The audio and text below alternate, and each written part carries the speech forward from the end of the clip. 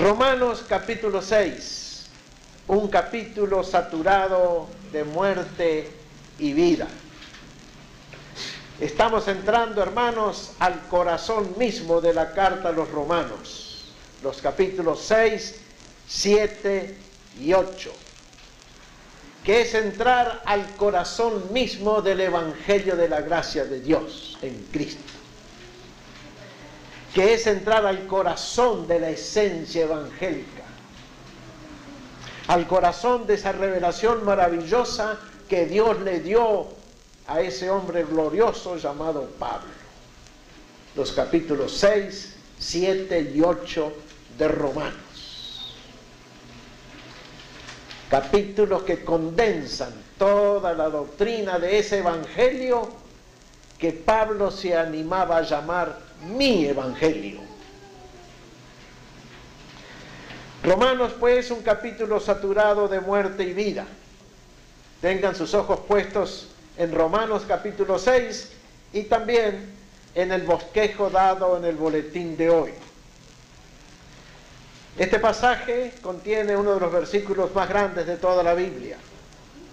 La paga del pecado es muerte, pero la dádiva de Dios es vida eterna en Cristo Jesús. Romanos 6, 23.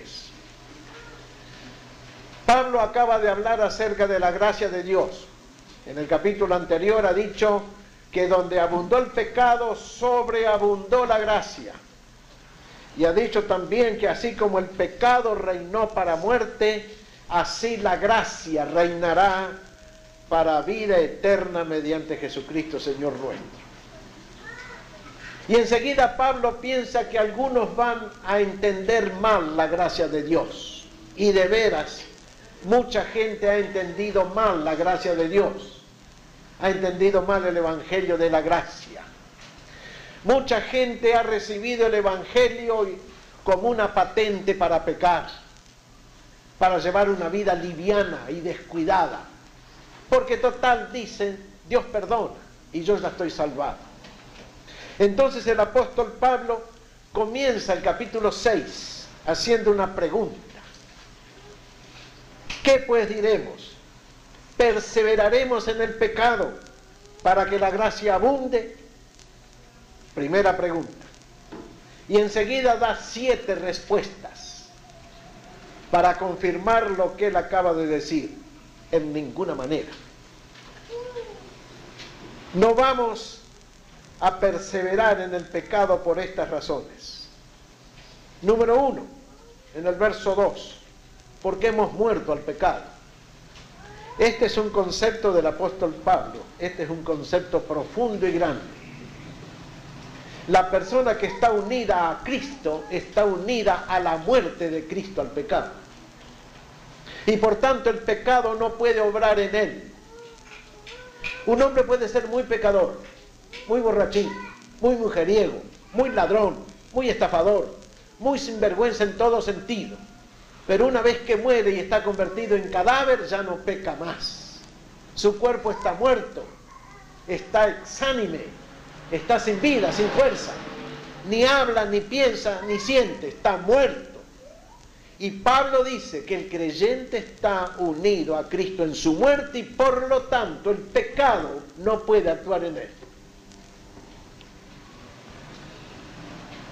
¿Seguiremos pecando? No, es la respuesta.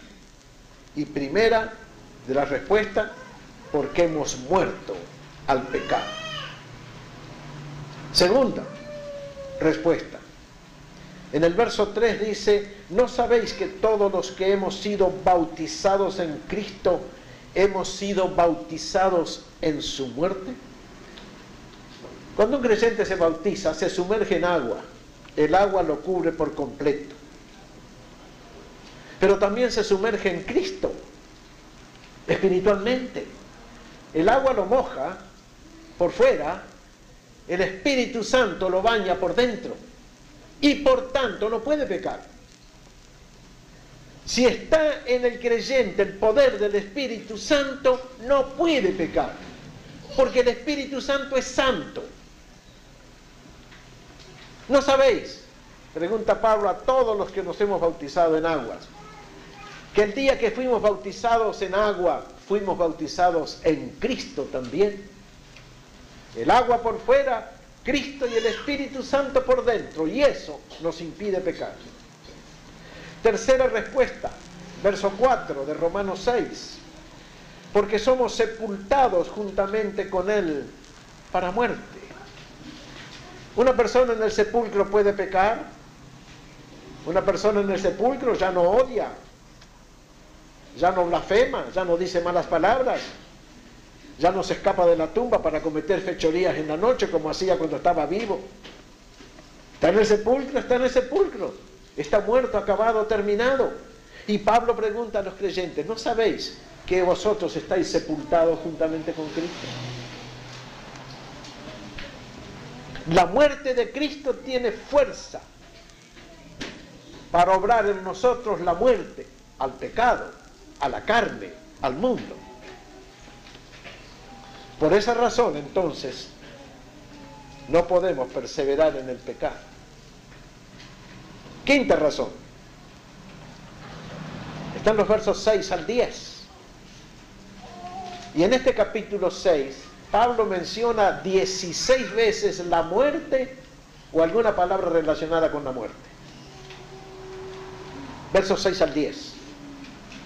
Sabiendo esto, que nuestro viejo hombre fue crucificado juntamente con él para que el cuerpo del pecado sea destruido, a fin de que no sirvamos más al pecado. Porque el que ha muerto ha sido justificado del pecado. Y si morimos con Cristo, creemos que también viviremos con Él. Sabiendo que Cristo, habiendo resucitado de los muertos, ya no muere. La muerte no se enseñorea más de Él. Porque en cuanto murió, al pecado murió una vez por todas. Mas en cuanto vive, para Dios vive. No se puede pecar porque uno está crucificado. Imagínese usted clavado a una cruz. ¿Puede salir a pecar? Puede salir a comprar droga para drogarse. Puede salir a robar en la noche como le han robado a los hermanos Navarro. Puede salir a cometer estafas embaucando a gente inocente. Puede ir a casas donde no debe ir. No puede. Si está crucificado no puede. Está clavado. Está inmovilizado. Está imposibilitado. Y el creyente está crucificado juntamente con Cristo. No hay manera de pecar. Lo que pasa es que a nosotros nos gusta escaparnos de la cruz, escaparnos de la unión con Cristo y hacer cosas por ahí. La verdad es que uno peca cuando se aparta de Cristo, pero cuando uno está en Cristo y se mantiene en Cristo, no peca, no puede pecar. Si Jesús estuviera aquí en el culto con nosotros, estuviera allí sentado en la primera silla, con su rostro resplandeciente, ¿no sentiríamos todos nosotros el contacto de su santidad? Sí, pero Cristo no está sentado ahí. Cristo está sentado en un lugar mejor, está sentado en nuestro corazón, sentado en nuestra alma, vive en nosotros. Y nosotros podemos decir, estoy crucificado con Cristo, estoy también resucitado con Cristo. Sexta pregunta, o respuesta más bien a la pregunta, ¿perseveraremos en pecado? Porque debemos considerarnos muertos al pecado, pero vivos para Dios, versos 11 y 12.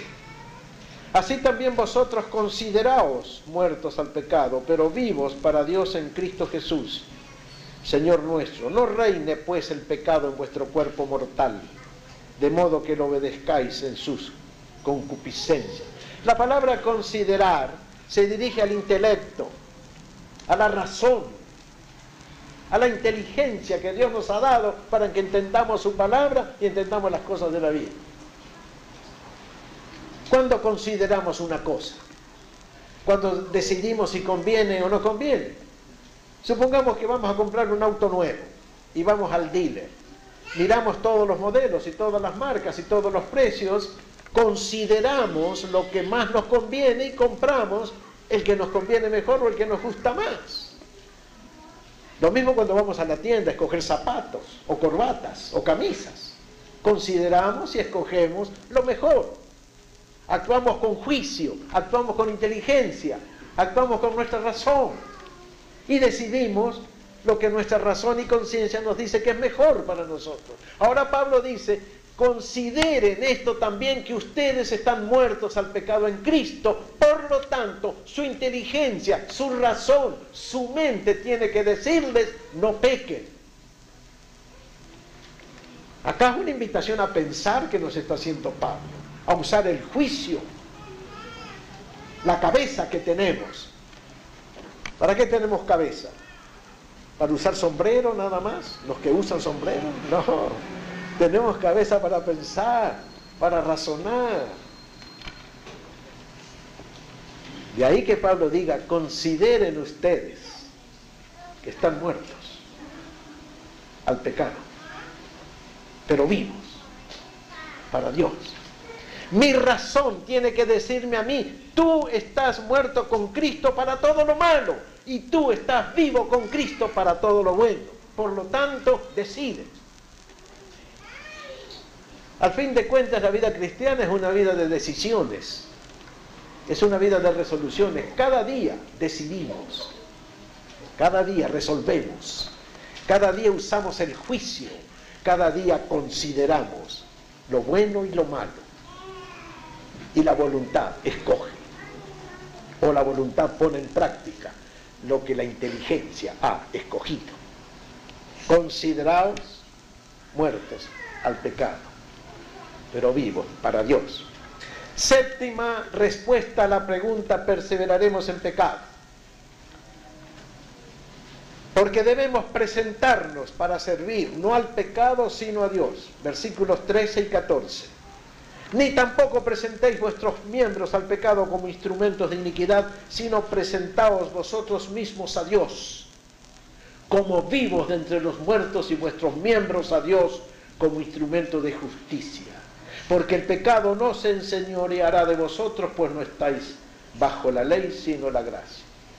Presentarse. Como un soldado se presenta en la mañana ante su jefe y le dice, aquí estoy, ¿qué es lo que me mandas hacer? Presentaos a Dios para servir a Dios. Presentaos a Cristo para vivir en limpieza. No os presentéis a la carne, al mundo y al pecado para hacer lo que el pecado, el mundo y la carne mandan hacer. Esto es un presentarse, es también un acto de la voluntad. Cada día decidimos lo que nos vamos a poner en ese día, ¿verdad? Qué zapatos, qué medias, qué camisa, qué pantalón, qué vestido, qué blusa. Decidimos nosotros. También decidimos cómo presentarnos ante Dios. Pablo está pensando en el soldado romano, que se vestía con toda su armadura y se presentaba al emperador para servir al emperador a donde quiera se extendiera el imperio romano. Nosotros, soldados de Jesucristo, nos presentamos ante Cristo para servirle a Él por donde quiera se extienda el reino de los cielos. Ahora viene la segunda pregunta. La segunda pregunta es, pues Pablo ha llegado a una conclusión al final de las 7 respuestas primeras, pues no estamos bajo la ley, sino bajo la gracia. Entonces surge una segunda pregunta. La segunda pregunta es, ¿qué pues? ¿Pecaremos porque no estamos bajo la ley, sino bajo la gracia? En ninguna manera. La ley no ha desaparecido del mundo. La ley de Dios es eterna y además es espiritual. No han desaparecido los 10 mandamientos de la Biblia, todavía están ahí en Éxodo 20. No han desaparecido ninguno de los mandamientos de Dios. Jesús dijo, mientras haya cielo y tierra, ni una jota, ni una tilde perecerá de la ley.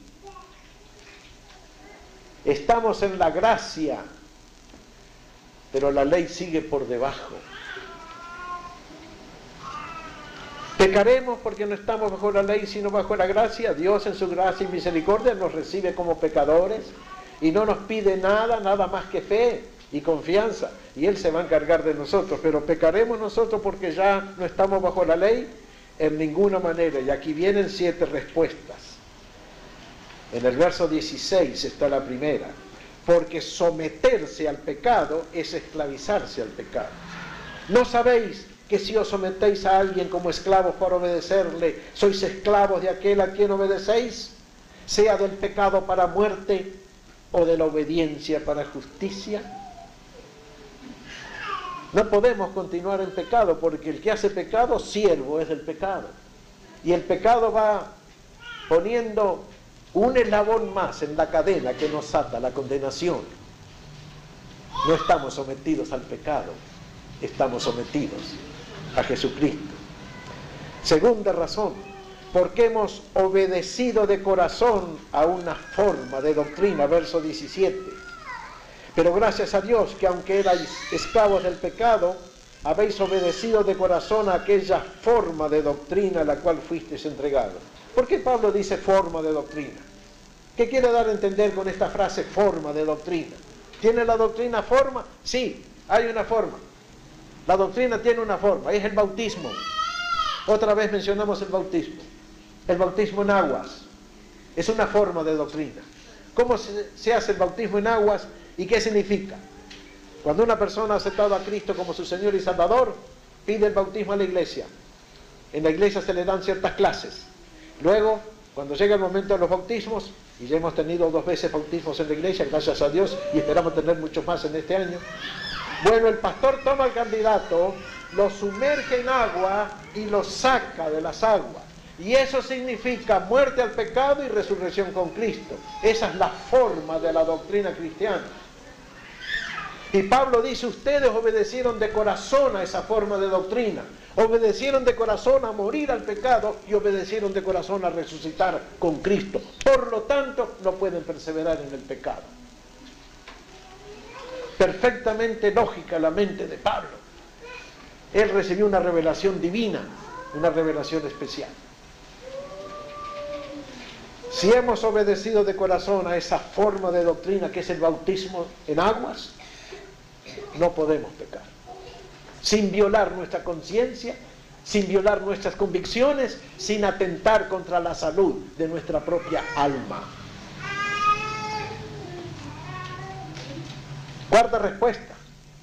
Tercera respuesta. Porque somos siervos de la justicia, no del pecado, verso 18. Y libertados del pecado, vinisteis a ser siervos de la justicia. ¿De quién somos servidores nosotros los cristianos? ¿Del diablo? ¿Del mundo? ¿De la carne? ¿De la gente? ¿De nuestra propia concupiscencia? ¿De nuestro propio yo? ¿O somos siervos de Jesucristo? Y si somos siervos de Jesucristo, ¿andamos con Jesucristo? No podemos pecar andando con Él. No podemos pecar siendo siervos de Él. En todos los ejércitos del mundo hay un código de honor.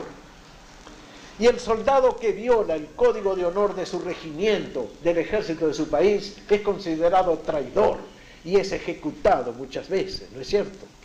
Si un soldado viola el código de honor de su regimiento, si es oficial lo van a degradar, le van a quitar los galones, lo van a bajar de grado. Si es recluta, lo van a expulsar del regimiento por inservible, por inútil. Si es un general, quizás lo ejecuten también. Porque el que sirve a alguien tiene que servir con honor. Y nosotros los cristianos servimos a Jesucristo. Él es nuestro jefe. Y hemos obedecido a Él para ser siervos de la justicia. Cuarta respuesta. Porque servir a la justicia da como fruto santificación. Versos 19 y 20. Hablo como humano, por vuestra humana debilidad, que así como para iniquidad presentasteis vuestros miembros para servir a la inmundicia y a la iniquidad, así ahora para santificación presentad vuestros miembros para servir a la justicia. Podemos recordar la vida pasada, ¿verdad? Cuando presentábamos nuestros cuerpos a la cantina para emborracharnos, cuando presentábamos nuestros cuerpos a la meretriz para contaminarnos con la meretriz, cuando presentábamos nuestros cuerpos para el robo, para el engaño, para la mentira, cuando presentábamos nuestros cuerpos para vivir en la carnalidad. Ahora presentamos nuestros cuerpos para servir a la justicia y el fruto es santificación. Si el fruto de nuestra vida pasada, de la cual nos arrepentimos y la hemos abandonado, era iniquidad, el fruto nuevo de andar en la justicia y servir a la justicia es santificación. Por esa razón no podemos pecar aunque estemos bajo la gracia. Quinto, porque practicar el pecado da como resultado la muerte. Si servir a la justicia da como fruto, y Pablo escoge las palabras a propósito, si servir a la justicia da como fruto santificación, practicar el pecado da como resultado muerte. Verso 21. Pero, ¿qué fruto teníais de aquellas cosas de las cuales ahora os avergonzáis? Porque el fin de ellas es muerte. ¿Cómo puede el cristiano volver a los pecados antiguos? Como dice el proverbio, el perro se volvió a su vómito y la puerca lavada a revolcarse en el fango. Nunca jamás se cumple ese proverbio en el cristiano. El cristiano ya abandonó el pecado, ya abandonó la inmundicia, ya abandonó la maldad, ya abandonó todo lo que es negativo, ya abandonó todo lo que es violación de la santa voluntad de Dios. Y ahora tiene una vida nueva para vivirla en compañerismo con Cristo por siempre jamás. Sexta razón o respuesta, porque practicar la justicia produce vida eterna. Verso 22. Mas ahora que habéis sido libertados del pecado y hechos siervos de Dios, tenéis por vuestro fruto la santificación y como fin la vida eterna. Ese es el fruto, ese es el final de la obediencia con Cristo, del caminar con Cristo.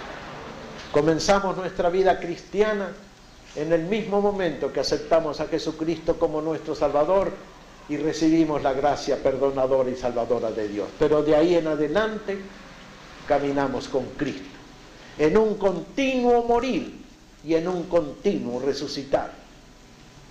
Para las cosas del mundo y de la carne y del diablo y del pecado, muertos. Para las cosas de Cristo y del Espíritu y de la justicia, vivos. Así cada día, día tras día, hasta que terminemos nuestra carrera terrenal y partamos para estar con Cristo. Siempre muertos con Cristo al pecado, para estar siempre vivos con Cristo a la justicia, en un continuo realizarse, momento a momento, estas profundas cosas que Dios le reveló a Pablo para que predique su evangelio, el evangelio de Pablo. Séptima respuesta, el gran versículo, porque la paga del pecado es muerte, mas la dádiva de Dios es vida eterna en Cristo Jesús. Aquí también están escogidas las palabras a propósito. El diablo paga un salario a los que le sirven, pero es un salario horrible, es la muerte. Pero Dios da una dádiva, un regalo generoso, amplio, abundante a los creyentes, vida eterna en Cristo. Conclusión, la clave de la vida cristiana victoriosa reside en darse por muerto al pecado y darse por vivo en cuanto a Cristo y el Espíritu Santo. Quien comprende esto ha dado un gran paso. Amén.